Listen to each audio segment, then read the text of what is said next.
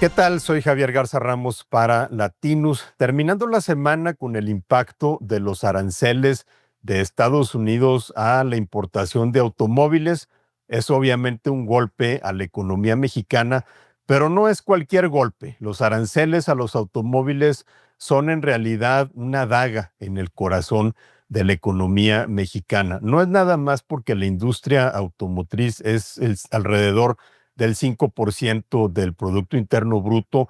puede ser hasta el 30% si tomamos en cuenta todas las actividades económicas que están relacionadas directa o indirectamente con la fabricación de automóviles o de autopartes. Prácticamente un tercio de la economía mexicana está relacionada con la industria automotriz.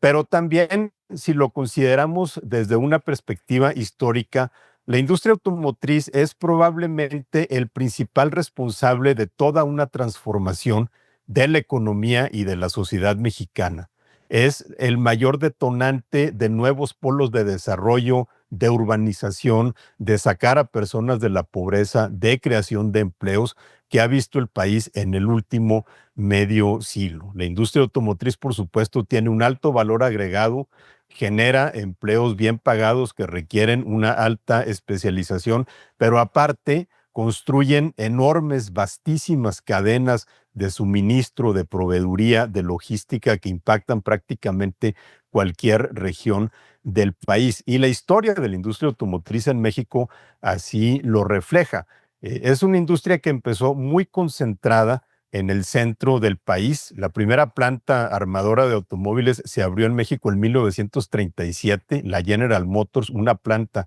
en la Ciudad de México, y esa fue la única prácticamente durante casi 30 años, hasta que en la década de los 60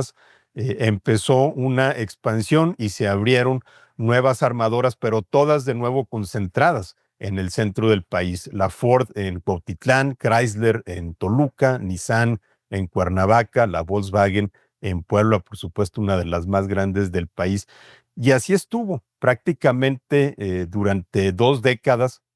la industria automotriz concentrada en el centro, hasta que en los 80 vino un detonante que transformó regiones enteras en el norte, en el Bajío. Por ejemplo, en 1981, Saltillo era una ciudad conocida o cuya actividad económica era más ser la capital de un estado, tenía algo de industria ligera, pero la llegada de una planta de motores de Chrysler y de una armadora de General Motors la transformó para siempre toda esa región. El Bajío era una zona conocida por su actividad agrícola, pero en 1982 la planta de Nissan en Aguascalientes también detonó una expansión que ahora la tiene como la capital de la industria en México, porque igual León, la zona de León, Guanajuato, ¿no?, que era conocida como la capital del zapato, fue transformada en los 90 cuando General Motors reubicó su planta de la Ciudad de México, y eso provocó después la llegada de Toyota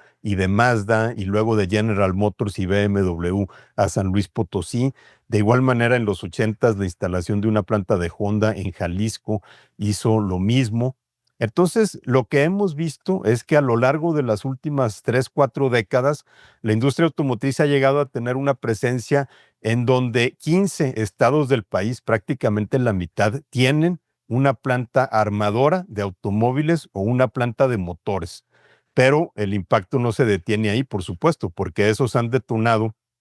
clústeres, cadenas de suministro en otras partes, de manera que los aranceles a los autos que importa Estados Unidos y que se pueden fabricar, por ejemplo, en Saltillo o en la Kia de Monterrey,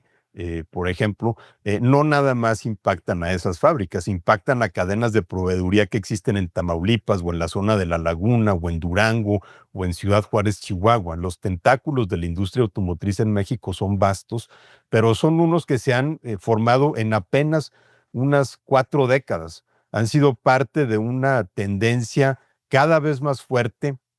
de expansión, de mayor apertura en el comercio, obviamente impulsados por el Tratado Comercial con Estados Unidos y Canadá desde 1994, y que es muy difícil revertirlo. Es una ola demasiado grande como para que pueda revertirse por decreto, nada más por el decreto de un populista como Donald Trump que piensa que con el simple hecho de dar una orden se puede detener un tren de progreso que lleva décadas en formación. Desafortunadamente esa es la realidad política que estamos viviendo ahora, que sin duda va a tener una repercusión económica, pero que creo que valía la pena revisar por qué en la industria automotriz resulta mucho más emblemático y mucho más impactante para la economía mexicana.